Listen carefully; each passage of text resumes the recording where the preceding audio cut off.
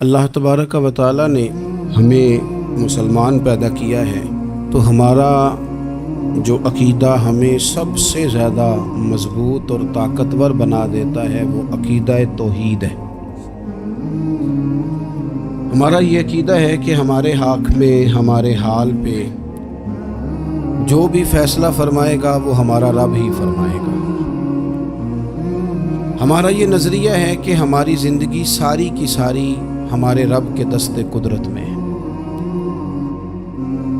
یہ وہ عقیدہ ہے جو انسان کو بہت ساری پریشانیوں سے، آزمائشوں سے، تکلیفوں سے محفوظ کر لیتا ہے۔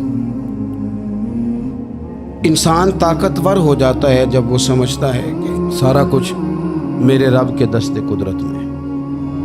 پھر وہ کوئی تخریب نہیں کرتا، کوئی غلط رستہ اختیار نہیں کرتا، کوئی چور دروازہ اختیار نہیں کرتا، بلکہ وہ اپنے رب کی رضا پہ راضی رہنے کا عادی ہو جاتا ہے۔ اب اللہ تبارک و تعالیٰ نے ایک قانون بنایا ہے، اور قانون ہمیں رب کریم نے اس طرح سمجھایا ہے کہ یہ ضروری نہیں ہے کہ جو تم طلب کر رہے ہو یا جو تم چاہ رہے ہو وہی ہو، اور وہ ہو تو وہ تمہارے حق میں بہتر بھی ہو۔ ہمارے صوفیاء فرماتے ہیں کہ انسان کی مثال اس بچے کی طرح ہے کہ جو بڑا چھوٹا ہے اور وہ اپنے والدین سے آگ کا انگارہ مانگ رہا ہے۔ جتنا مرضی بھی روئے، جتنی مرضی بھی وہ آہوزاری کرے، اس کی ماں اور اس کا باپ جانتے ہیں کہ یہ آگ ہے، اس کو تکلیف دے گی، اس کو دیتے نہیں۔ انسان کی مثال اسی طرح ہے۔ بچے کا گلا خراب ہو جاتا ہے، ماں کی جیب میں پیسے ہیں، باپ کو اللہ نے طاقت دی ہے، اور بچہ زور زور سے زمین پر ایڑیاں مار رہا ہے کہ مجھے آئس کریم کھانی ہے۔ کوئی ان کے لیے مشکل نہیں ہے، وہ 10 پیکٹ بھی آئس کریم خرید سکتے ہیں، لیکن انہیں پتہ ہے کہ اس کا گلا خراب ہے، آئس کریم کھائے گا مزید زیادہ بیمار ہو جائے گا تو وہ اس کے رونے کے، تڑپنے کے، اور وہ سخت بے چین نظر آتا ہے، پر وہ نہیں لے کے دیتے۔ انہیں پتہ ہے کہ ان کے حق میں وہ ٹھیک نہیں ہے۔ میرے نبی کریم صلی اللہ تعالی علیہ وسلم فرماتے ہیں، لوگوں اللہ تمہاری ساری دعائیں قبول کرتا ہے، لیکن اس کے 3 طریقے ہیں، 3 جہتیں ہیں دعا کی قبولیت کی۔ یا تو جو تم مانگ رہے ہوتے ہو رب وہی تمہیں عطا کر دیتا ہے، یا وہ تمہارے حق میں بہتر نہیں ہوتا جو تم مانگ رہے ہو۔ تم بے شک بڑے بے چین ہو، بڑے تڑپ رہے ہو، میں ایک مثال دے چکا ہوں پہلے کہ بچہ ایڑیاں مار رہا ہے۔ یا تو جو تم نے مانگا ہے تمہارا رب تمہیں وہی دے دیتا ہے، یا وہ تمہارے حق میں بہتر نہیں ہوتا تو اللہ اس کے بدلے تمہیں کوئی اور چیز دے دیتا ہے۔ اور حضور فرماتے ہیں کئی دفعہ یہ ہوتا ہے کہ تمہارے حق میں کچھ بھی بہتر نہیں ہوتا، دعا تمہاری اللہ پھر بھی رد نہیں کرتا۔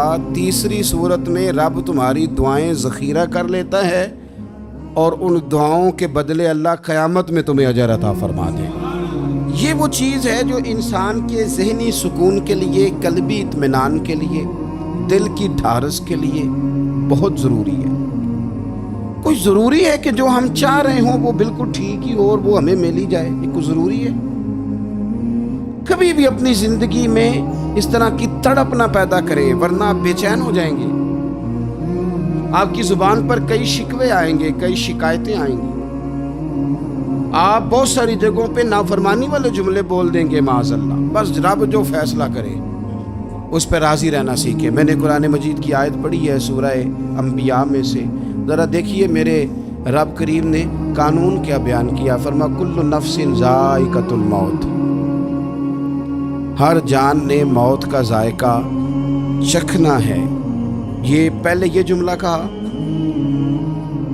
اور اسی سے ملتا جلتا جملہ آخر میں کہا، اور درمیان میں کیا کہا؟ فرمایا کل نفس ذائقۃ الموت، ہر جان نے موت کا ذائقہ چکھنا ہے۔ وَنَبْلُوكُمْ بِالشَّرِّ وَالْخَيْرِ فِتْنَةً، فرمایا ہم تمہیں آزمائیں گے، بھلائی کے ذریعے بھی اور برائی کے ذریعے بھی ہم تمہیں آزمائیں گے۔ وَإِلَيْنَا تُرْجَعُونَ، اور تمہیں ہماری طرف ہی لوٹ کے آنا ہے۔ پہلے کہا ہر نفس نے موت کا ذائقہ چکھنا ہے، آخر میں فرمایا کہ تم ہماری طرف ہی لوٹ کے آؤ، اور بیچ میں کیا فرمایا؟ وَنَبْلُوكُمْ بِالشَّرِّ وَالْخَيْرِ فِتْنَةً، ہم تمہیں برائی کے ساتھ بھی آزمائیں گے، بھلائی کے ساتھ بھی آزمائیں گے، صحت دے کے بھی آزمائیں گے، بیماری دے کے بھی آزمائیں گے۔ نرا زوالی آزمائش نہیں ہوتا، عروج بھی آزمائش ہوتا ہے۔ نری بھوک کی آزمائش نہیں ہوتی، زیادہ پیسے بھی آزمائش ہوتے ہیں۔ انسان کے لیے صرف اس کا کمزور جسم ہی آزمائش نہیں ہوتا، اس کا طاقتور وجود بھی آزمائش ہوتا ہے۔ فرمایا ہم تمہیں آزمائیں گے، بس خیال رکھنا کہ وَإِلَيْنَا تُرْجَعُونَ، لوٹ کر تمہیں ہمارے پاس ہی آنا ہے۔ اور میرے نبی پاک صلی اللہ تعالیٰ علیہ وآلہ وسلم ارشاد فرماتے ہیں، رب جب کسی قوم سے محبت کرتا ہے تو انہیں آزمائش میں مبتلا کر دیتا ہے۔ پھر فرمایا اگر وہ اس پر صبر کریں، اللہ کی قضا پہ راضی رہیں، تو پھر اللہ بھی ان سے راضی ہو جاتا ہے۔ اور اگر وہ ناراضگی کا اظہار کریں کہ یہ مصیبت کیوں آئی، تو پھر اللہ بھی ناراض ہو جاتا ہے۔ اللہ تبارک و تعالی ضرور آزمائے گا، خیر کے ساتھ بھی اور پریشانی کے ساتھ بھی۔ انسان پریشان اس وقت ہوتا ہے کہ جب وہ محنت کرتا ہے تو وہ کہتا ہے نتیجہ میری مرضی کا آنا چاہیے۔ یہ اس کا سب سے بڑا نقصان ہے۔ آپ رزلٹ کبھی اپنی مرضی کا نہ مانگیں، یہ دعویٰ ہی ٹھیک نہیں۔ بہت سارے لوگوں کو جانتا ہوں جو کہتے ہیں میں بندہ بھی ٹھیک ہوں بھی دیانتدار، محنت بھی بڑی کرتا ہوں، توجہ بھی میری پوری ہے، پر پھر بھی معاملہ صحیح کیوں نہیں ہوتے؟ تو میں کہتا ہوں پہلی باتیں ساری ٹھیک تھیں، آخری والی غلط ہے۔ اس لیے کہ محنت آپ کریں ساری، پر بندے نے رہنا تو بندہ ہی ہے نا۔ ساری محنت کر کے آپ کبھی اس نقطے کو سمجھ جائیں نا کہ 950 سال نبیوں نے تبلیغ کی، ہزار سال انبیاء نے تبلیغ کی، انبیاء نے، رب کے تربیت یافتہ لوگوں نے تبلیغ کی۔ 2 لوگوں نے کلمہ پڑھا، 4 لوگوں نے کلمہ پڑھا، لیکن میں آپ کو دیانتداری سے بتاتا ہوں کہ وہ کامیاب ہو کے گئے دنیا سے۔ انبیاء کامیاب ہوئے، کیوں؟ اس لیے کہ رب نے انہیں کہا تھا جا کے پیغام دینا ہے، یہ نہیں کہا تھا کہ بندوں کا بدلنا بھی ضروری ہے۔ ہمارے بچے پتہ کیا کرتے ہیں؟ وہ فٹافٹ نہ پریشان ہو جاتے ہیں۔ نبیوں کے ذمہ تبلیغ کرنا ہے، یہ ان کا ذمہ نہیں کہ لوگ ضروری کلمہ پڑھیں۔ ہدایت تو رب کریم کے دستے قدرت میں۔ انبیاء خلوص سے، للہیت سے جد و جہد کرتے رہے، لیکن انہوں نے یہ نہیں کہا کہ مالک اتنی محنت کی ہے بندے ٹھیک ہی نہیں ہوتے، یہ نہیں کہا انہوں نے۔ اس لیے کہ جو ان کی ڈیوٹی تھی انہوں نے ڈیوٹی صحیح کی۔ ہم نے اپنی ڈیوٹی کرنی ہے۔ پریشان اس وقت ہوتے ہیں جب نتیجہ اپنی مرضی کا مانگتے ہیں۔ نتیجہ نہ اپنی مرضی کا مانگے، رزلٹ نہ اپنی مرضی کا مانگے۔ وہ جناب پیر صاحب میں فلانا وظیفہ بھی پڑھتا ہوں، فلانا وظیفہ بھی پڑھتا ہوں، فلانا وظیفہ بھی پڑھتا ہوں، دل نہیں صاف ہوتا۔ تو میں نے کہا یہ تو اللہ نہیں کر رہا ہے۔ آپ ڈیوٹی کریں، آپ کام کریں جو آپ کے ذمہ لگایا گیا، اس میں وہ قضا نہ کریں آپ، باقی اللہ تعالیٰ کرم نوازی فرمائے گا۔ دیکھیں ایک بادشاہ تھا، اس کی سلطنت میں نا وہ قوم بنانا چاہتا تھا۔ ہمارے بادشاہ، ہمارے حکمران قومیں نہیں بناتے، لوگوں کو اپنے حق میں قائل کرتے ہیں۔ اس لیے کبھی بھی ہمارے ملک میں قومی سوچیں عام نہیں کی جاتی، ذاتی سوچیں عام کی جاتی ہیں۔ ملی باتیں نہیں کی جاتی، ذاتی باتیں کی جاتی ہیں۔ وہ چاہتا تھا کہ میری قوم بن جائے۔ اس کا ایک ہیرا سلطنت میں سے گم ہو گیا، تو اس نے اعلان کیا، اس نے کہا کہ جو بندہ ہیرا تلاش کر کے لائے گا اسے انعام دوں گا۔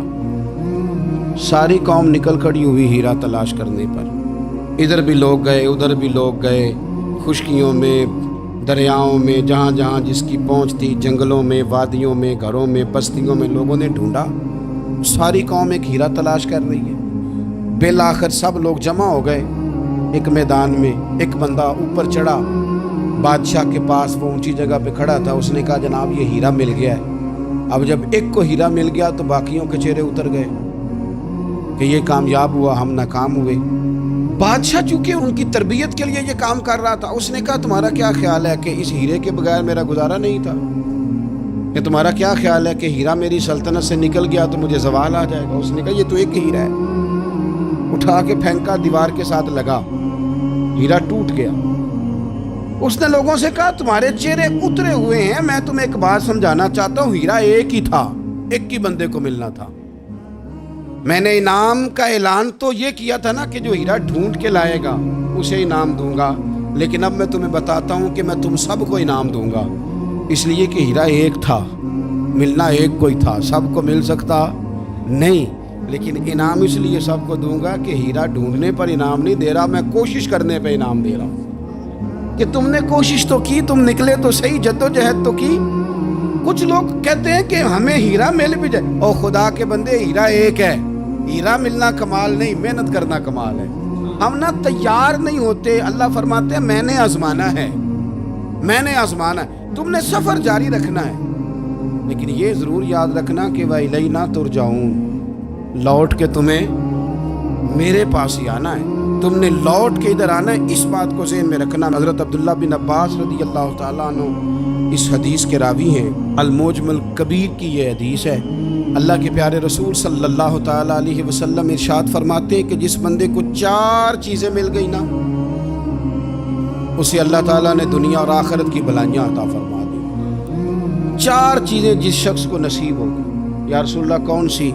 حضور فرماتے ہیں جس کو شکر کرنے والا دل مل گیا، اور کریم محبوب فرماتے ہیں جسے اللہ تعالیٰ کا ذکر کرنے والی زبان مل گئی، اور حضور فرماتے ہیں جسے مصیبت پر صبر کرنے والا بدن مل گیا، اور جسے ایسی بیوی مل گئی جو نہ اس کے مال میں خیانت کرے گی، نہ اس کی عزت میں خیانت کرے گی، جسے یہ 4 چیزیں مل گئیں وہ خوش نصیب ہے، دنیا بھی بن گئی، آخرت بھی بن گئی۔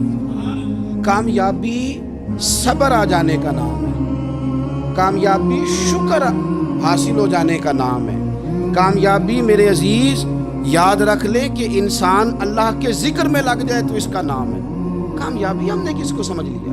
اپنی زندگی میں ایک تو محنت کرے، نتیجہ اللہ پہ۔ دوسری بات، امیدیں ذرا چھوٹی وابستہ کرے، لمبی نہ بنائے۔ ایک ہے منصوبہ سازی کرنا مستقبل کی، وہ غلط نہیں۔ میرے نبی پاک علیہ السلام کا فرمان کاش کبھی ہم سمجھ جائیں۔ حضور نے ایک دن صحابہ سے فرمایا تھا حیا کرو، کہا صحابہ سے، سمجھایا ہمیں، فرمایا حیا کرو۔ یا رسول اللہ کس بات سے؟ فرمایا وہ والا مال کماتے ہو جو کھا ہی نہیں سکتے، اور وہ والے مکانات بناتے ہو جن میں تم رہ ہی نہیں سکتے، اور ان چیزوں کا سوال کرتے ہو جن کی تمہیں ضرورت ہی نہیں۔ اتنے لمبے محلات، اتنا لمبا چوڑا مال، اتنا لمبا چوڑا پیسہ، اتنی لمبی امیدیں، اتنی لمبی داستانیں، انسان کمزور ہو جاتا ہے، ساری زندگی حساب کتاب میں بیت جاتی ہے۔ دیکھیں نا، حضور علیہ السلام نے فرمایا یہ جو غریب لوگ ہیں نا، یہ مالداروں سے 50,000 سال پہلے جنت میں داخل ہو جائیں گے۔ کیوں؟ اس لیے کہ جس کے بیگ زیادہ ہوتے ہیں نا، ایئرپورٹ پہ پھنس جاتا ہے، الجھ جاتا ہے، وہ کبھی ایک آیا، دوسرا نہیں آیا، تیسرا نہیں آیا، چوتھا نہیں آیا، اور جو ہینڈ کیری والے ہوتے ہیں نا، 2 جوڑے، وہ تو بس جناب سب سے پہلے وہی نکلتے ہیں، اور ان کی گاڑی بھی کسی رش میں نہیں الجھتی، گھر وقت پہ پہنچ جاتے ہیں، مال تھوڑا تو حساب بھی تھوڑا۔ تو ہم نا لمبی امیدوں کے چکر میں اس لیے پریشان ہے۔ رب کہتا ہے وَإِلَيْنَا تُرْجَعُونَ، تم نے اپنے گھر واپس آنا ہے، تم نے ادھر لوٹنا ہے، تم اتنے لمبے چوڑے معاملات کا شکار نہ ہو جانا۔ تیسری بات جس کو آپ ضرور سمجھیں گے اور اس پر آپ غور کریں گے، بندوں پر اعتماد کرنا چھوڑ دیں، اللہ پر اعتماد کریں۔ ایک اعتماد ہے اللہ کے نیک بندوں کا، دعاؤں کا اعتماد، نسبتوں کا اعتماد، اس کی بات نہیں کر رہا میں، دنیا داروں، سیٹھوں، نوابوں، جاگیرداروں پر اعتماد کی بات کر رہا ہوں۔ اعتماد خلق چھوڑ دیں، اعتماد خالق کریں۔ بندوں پر بھروسہ نہیں، بھروسہ اللہ کی ذات پر۔ جو بندہ رب کی ذات پر بھروسہ کرتا ہے مضبوط ہو جاتا ہے، طاقتور ہو جاتا ہے، کمزور نہیں پڑتا۔ یہ ضروری نہیں کہ آپ کے دوست مخلص نہیں تھے تو اس لیے آپ کا کام نہیں ہو سکا، یہ ضروری نہیں ہوتا۔ ہو سکتا ہے آپ کے دوست پورے مخلص ہوں، تعاون بھی پورا کرنے کو تیار ہوں، پر رب کریم کا ارادہ قدرتی نہ ہو کہ آپ کا کام ہو۔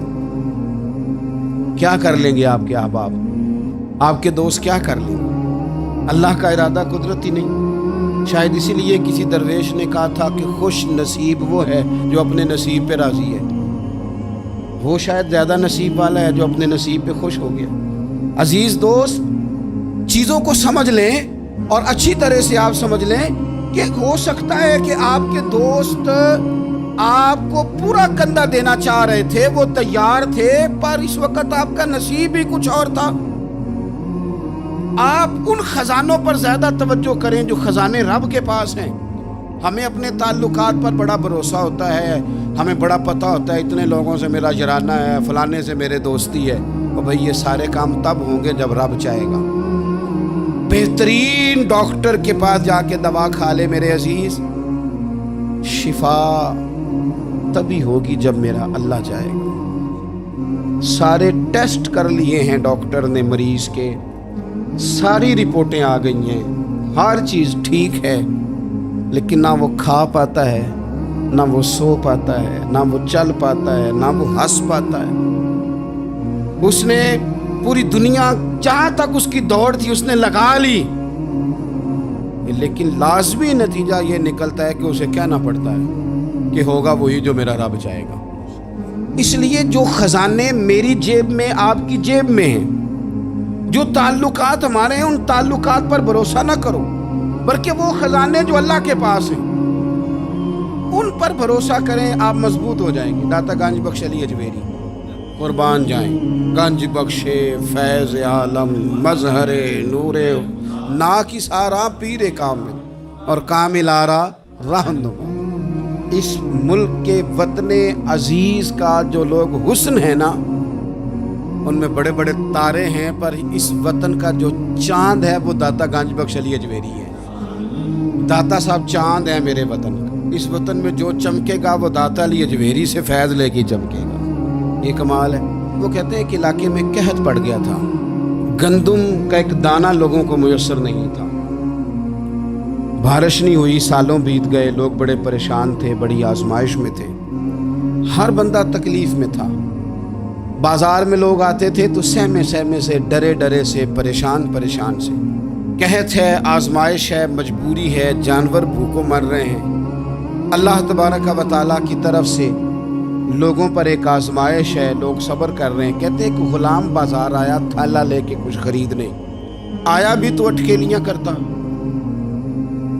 اور چیزیں خریدی تو ہنستے ہوئے، اور جانے لگا تو مسکراتے ہوئے۔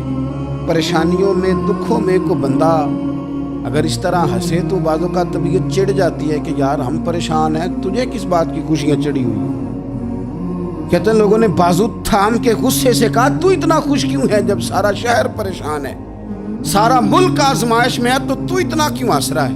کہنے لگا تم ہوگے پریشان، میں جس کا غلام ہوں نا، میرا جو آقا ہے، اس نے اپنے برتن بڑے پہلے گندم سے بھر لیے تھے، میرے آقا کے بڑولے بھرے ہوئے ہیں، لہذا میں کسی پریشانی میں نہیں ہوں، خوش ہوں۔ داتا علی اجمیری رحمت اللہ علیہ کمال کر گئے، سید حجویر مخدوم امم۔ داتا صاحب فرماتے ہیں اگر تیرا اور میرا رب کے خزانوں پر اتنا بھی یقین ہو جائے نا جتنا اس غلام کا اپنے آقا کے خزانے پہ ہے، تو پھر ہم ہر وقت رو کے نہ دکھائیں، پھر ہر وقت ہم غربتوں کے رونے نہ روئیں، پھر ہر وقت ہم یہ مایوسیوں کی کہانیاں نہ سنائیں۔ لوگ اگر کہیں کہ بڑے دکھ ہیں، بڑی آزمائش ہے، بڑی پریشانی ہے، دنیا بڑی تکلیف میں، بیماریاں آ گئیں، آفتیں آ گئیں، تو بندہ مومن ہنس کے کہتا ہے تم پریشان ہو گئے، ہم تو جس رب کے ماننے والے ہیں اس کے خزانے بھرے ہوئے ہیں، اور ہمارا رب عطا کرتا ہے تو پھر اپنے کرم سے اس طرح عطا کرتا ہے کہ وَيَرْزُقْهُ مِنْ حَيْثُ لَا يَحْتَسِبُ۔ وہ کہتا ہے میں اتنا دوں گا اور وہاں سے دوں گا کہ تجھے خبر بھی نہیں ہوگی، میں تجھے وہاں سے دوں گا کہ تو نے کبھی سوچا بھی نہیں ہوگا۔ آپ اگر چاہتے ہیں کہ زندگی سکون میں آ جائے، سکون میں، تو لوگوں کی جیبوں پہ نظر چھوڑ دیں، رب کے خزانوں پہ نگاہ جمائیں۔ اتنا نوازتا ہے، اتنا نوازتا ہے، اتنا نوازتا ہے کہ انسان حیران ہو جاتا ہے کہ مجھے اتنا بھی مل سکتا ہے۔ ایک بات یہ میرے عزیز کہ اپنی زندگی میں نا دعووں سے بچیں، دعووں سے بچیں، لفظوں اور عمل اور اٹھنے بیٹھنے، اس میں کسی بھی قسم کے تکبر سے اپنے آپ کو بچائیں۔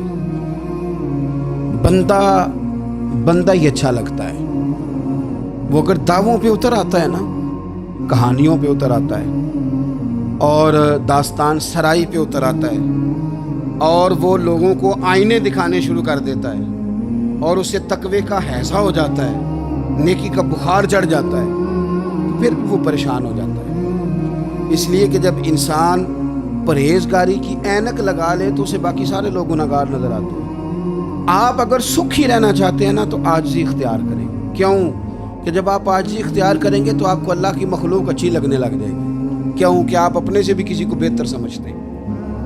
جب تک آپ میں تکبر ہے، میں نے دیکھا ہے کہ لوگ تکبر کا شکار ہو جاتے ہیں، کسی کو جھوٹا، کسی کو بددیانت، کسی کو فراڈیا، کسی کو دھوکے باز، کسی کو ڈاکو، کسی کو چور، کسی کو غدار، کسی کو فلانا، کسی کو فلانا۔ اصل بات کیا ہے؟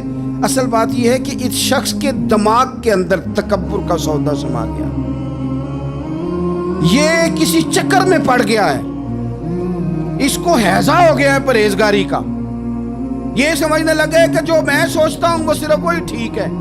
تیرا یہ دعویٰ ہے کہ ساری مخلوق ٹھیک نہیں، اور میرا رب فرماتا ہے لَقَدْ خَلَقْنَا الْإِنسَانَ فِي أَحْسَنِ تَقْوِيمٍ، میں نے مخلوق بنائی بڑی سونی ہے۔ ہم نا جب یہاں آ جاتے ہیں نا، یہاں ایک شخص تھا جس کا نام تھا بلعم بن باورہ، یہ بڑا مستجاب الدعوات تھا، جو دعا مانگتا تھا اللہ قبول فرما لیتا، پرہیزگار تھا، اسم اعظم اللہ نے اسے عطا کر دیا۔ حضرت موسیٰ علیہ السلام کے دور میں حضرت موسیٰ علیہ السلام نے جب اپنی قوم کو لے کے جبارین کے خلاف جہاد شروع کیا، نکلے تو اس طرف آنا تھا جس طرف یہ رہتا تھا۔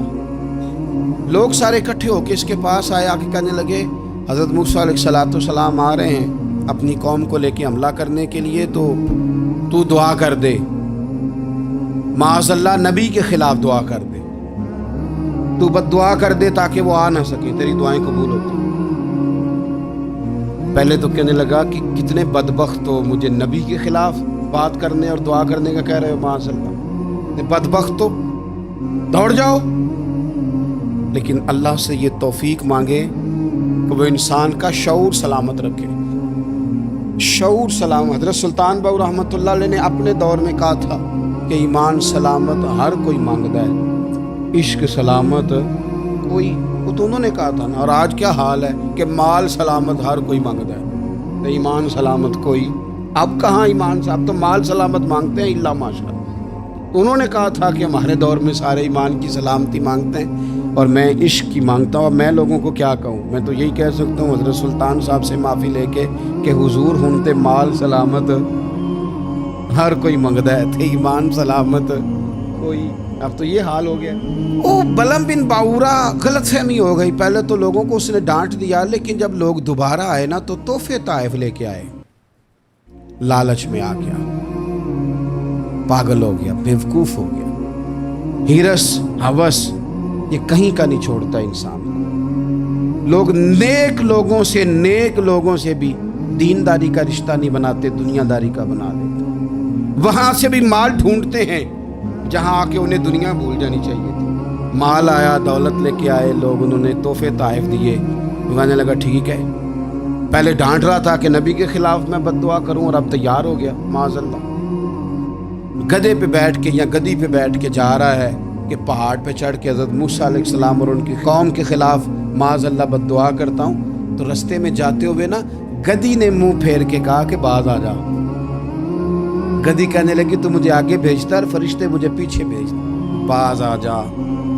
بڑے لوگ کانوں میں اذانیں پڑھتے ہیں کہ سیانے ہو جا، سیانا ہو جا، لیکن جب کسی پر بدبختی غالب آتی ہے تو پھر وہ سمجھدار ہونے کو تیار نہیں۔ اللہ تعالیٰ اپنی خفیہ تدبیر سے ہمیں محفوظ فرمائے۔ اللہ تعالیٰ ہمارے حق میں جب بھی فیصلہ کرے تو رحمت والا کرے، کرم والا کرے، آسانی والا کرے۔ چڑھ گیا پہاڑ پہ، اور پہاڑ پہ چڑھ کے جب اس نے ہاتھ اٹھائے، وہ لوگ جو بد دعا کرانے والے تھے وہ ساتھ ہی تھے، تو اپنے منہ سے لفظ نکالتا ہے حضرت موسیٰ کے خلاف معاذ اللہ، لیکن وہ لفظ اپنی قوم کے خلاف نکلتے ہیں۔ وہ ان کے خلاف بد دعا کرنے چلا تھا، تو چونکہ ہر چیز اللہ کے دستے قدرت میں ہے نا، تو زبان سے نکالتا کچھ ہے، نکلتا کچھ اور ہے۔ پھر وہ وقت بھی آیا کہ زبان لٹک گئی، سینے پہ آ گئی، عذاب آ گیا اللہ کا، تباہ ہو گیا اپنی قوم سمیت۔ اپنی زندگی میں یاد رکھ لیں اچھی طرح، ہرس، ہوس، تکبر، غرور، वो किसी चीज़ का भी हो, वो इंसान को ले डूबता है। अगर आप ज़मीन पे खड़े रह के लोगों को देखेंगे तो कुछ लोग अगर आपको अपने बराबर नज़र आएंगे ना कद में, तो कुछ इंशाल्लाह बड़े भी नज़र आएंगे। हमने लिस्टें बना ली हैं कि कौन कौन कितना गलत है। हमने हर एक के बारे में 2-4 बातें याद कर ली, फलाना इतना ख़राब है, फलाना इतना और फलाना इतना। उसका नुकसान ये हुआ है कि अल्लाह की खूबसूरत मखलूक, खूबसूरत रंगों में हमने हालात ख़राब कर लिए हैं। अगर हम चाहते हैं कि हमारा दिल सुकून में आए, करार में आए, तो ज़िंदगी आजिज़ी वाली, इनकिसारी वाली, अल्लाह तबारक व तआला की बात। मैं अक्सर कहता हूँ कि नबी पाक सल्लल्लाहु ताला अलैहि वसल्लम ने कितनी शानें बयान की, हज़रत उमर फ़ारूक, कितनी अज़मतें हुज़ूर ने उनकी बयान की। जब उनका विसाल होने लगा ना, उनको ज़ख्म लगा, तो लोग उनकी तारीफ़ें करने लगे। अब उनको भी पता था कि मेरी अज़मत में हुज़ूर ने क्या कुछ बयान किया।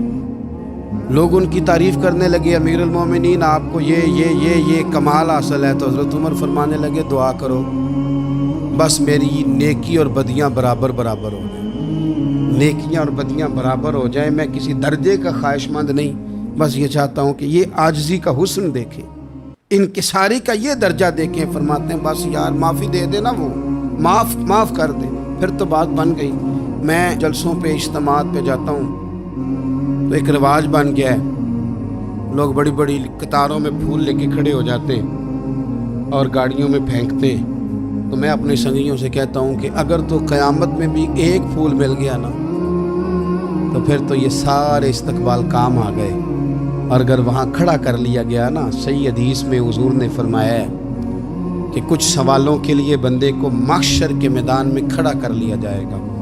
उन सवालों में से एक सवाल ये भी होगा कि बता अपने इल्म पर अमल कितना किया था। तो मैंने कहा अगर तो रोक लिए गए तो फिर इन फूलों का क्या बनेगा, फिर तो आजमाइश में आ जाएंगे। अल्लाहुम्मा अस्तुरना बिसित्रिकल जमील अस्तगफिरुल्लाह रब्बी मिन कुल्लि ज़ंबिन व अतूबु इलैह। ऐ अल्लाह, जो गलतियाँ याद हैं उनसे भी तौबा करते हैं, जो भूल गई हैं उनसे भी तौबा करते हैं, जो ज़ाहिर है उनसे भी तौबा करते हैं, जो छुपी हुई हैं तेरा और हमारा राज है, हम उनसे भी तौबा करते हैं।